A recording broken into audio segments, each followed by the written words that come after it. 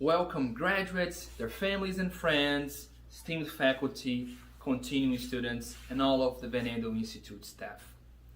My name is Eric Spinetti. I'm a fourth year student in the program, and it is an honor and a pleasure to give the continuing students' remarks to this year's graduating cohort of Drs. Robert Vaughn, Leslie Wyman, Maggie Chassis, and Uyang Choi. I personally had the privilege to know and be mentored by all of these amazing scientists. And I'm about to tell you why I admire them so much and how was their impact throughout the graduate school. When we are accepted in the graduate school, we think of ourselves as the cream of the crop in our previous life. And then we get here to find all of these amazing, hard-working scientists with their fantastic ideas and accomplishments. It is easy to forget who we are and try to fit in a template that is not made for us. Each of us has different stories, different dreams, and different superpowers. But all of us are bound by the passion for science, hunger for finding new truths, and will to help others. I hope to illustrate how each of these graduates shine brighter not because of their measurable successes, but because of how they honed their own skills to become their best selves in the scientific arena. Robert Vaughn was a senior student in the Rothbart lab where I'm doing my thesis research. His keen eye for technical details shed light on the limitations of the means by which we carve our questions and our answers. His sincere feedback can be a little rough, but it helped several students, like myself, to turn bright ideas into realistic projects. Rob instilled in the lab culture a sense of urgency that he learned from years saving lives as a paramedic. And he used to say, "We are here to do stuff," and he did a lot.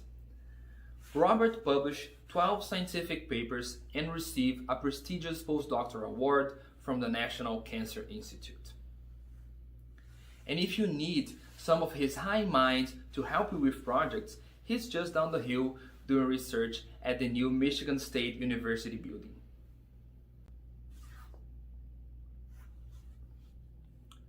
Leslie Wyman is one of those bold, natural leaders that you want by your side. In the face of fighting the good battles, she always represented the students' interests, which not only gave us hope, but also lit up our own spirits to do the same. Leslie's commitment to the graduate students made her foster an engaging, fun, and collaborative community. Leslie has a very creative soul. As she dove deep into studying neurodegeneration, she looked into the origins of Parkinson's disease from every possible angle, as we could see from her thousands of Western blots in her thesis defense. Now, all of that courageous leadership, sense of community, and pursuit of innovation are encountering a new challenge as she ventures her own scientific business in the thriving legal cannabis industry here in West Michigan. Maggie Chassis is the classic scientist reinvented and upgraded. Her research sits in the border between the clinic and the laboratories. She builds that bridge by harnessing her passion for science to develop new therapy for cancer patients. Such a daunting task can only be done by a relentless hustler like Maggie. She is one of the greats and doesn't even know it. As a student, I was inspired by her rigorous, intuitive pursuit of knowledge with an unexpected ending. One of the most beautiful scientific stories of chase I have ever seen come to fruition in real time. Maggie's kind mentorship made me feel welcome when I first got here in the US, and our serendipitous friendship made me strive for my highest potential throughout grad school. Soon enough, she will be joining the Harvard Stem Cell Institute, where she will crush any challenges that appear and will likely teach them how to do science.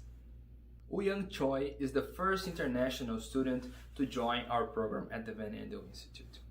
His success opened the door for a dozen other students from around the world, like me, to join VAIGS. As a breakthrough pioneer, he has developed a new way to look at membrane proteins at the highest resolution by cryo-electron microscopy. At the moment, he published just one Nature paper as first author, but surely several more are on the way. I say that with confidence because hard worker is not a strong enough expression to describe him. Young is a tenacious, tireless scientist whose technical talent extracts the true traits of protein structures. In next May, he will be moving to University of California in San Francisco, where he will keep on trailblazing and pushing the limits of resolution. Finally, the PhD training is one of the biggest challenges we will ever face professionally. The difference between a rock and a diamond is how much pressure they endured. And us, as carbon-based life forms, should look at this opportunity just to be better. My point here today is not to ask you to be like those scientists, but instead invite you all to reach for the best version of yourselves. I would like to congratulate the new doctors. I wish you all the success in the world, and I hope our paths cross again. Cheers!